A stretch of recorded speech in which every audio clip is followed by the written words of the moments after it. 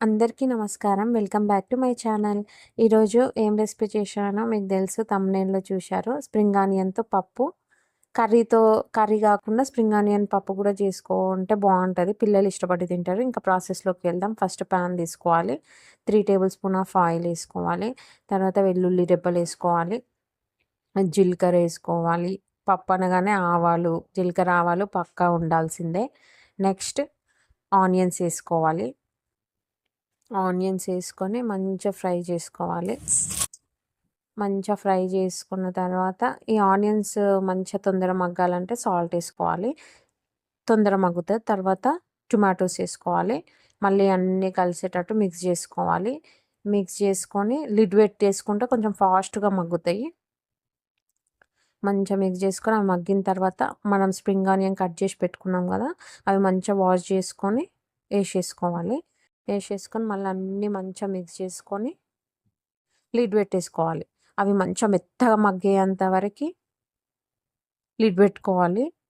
మధ్యలో తీసి కలుపుకోవాలి. తర్వాత మంచిగా మగ్గిన తర్వాత ఇంకా ఇక్కడ మనం కొంచెం పసుపు వేసుకోవాలి. ఒక హాఫ్ టీ స్పూన్ అంత పసుపు వేసుకోవాలి. ఇట్లా ఆయిల్ తేలిన తర్వాత పసుపు వేసుకొని మళ్ళీ మంచిగా మిక్స్ చేసుకొని ఇప్పుడు కారం వేసుకోవాలి. 1.5 స్పూన్ అట్లా కారం వేసుకోవాలి. 2 స్పూన్స్ అయినా బాగానే ఉంటుంది టేస్ట్. ఎవరికి టేస్ట్కి తగ్గట్టు అట్లా. తర్వాత సాల్ట్ వేసుకోవాలి. సాల్ట్ వేసుకొని మంచిగా మిక్స్ చేసుకోవాలి.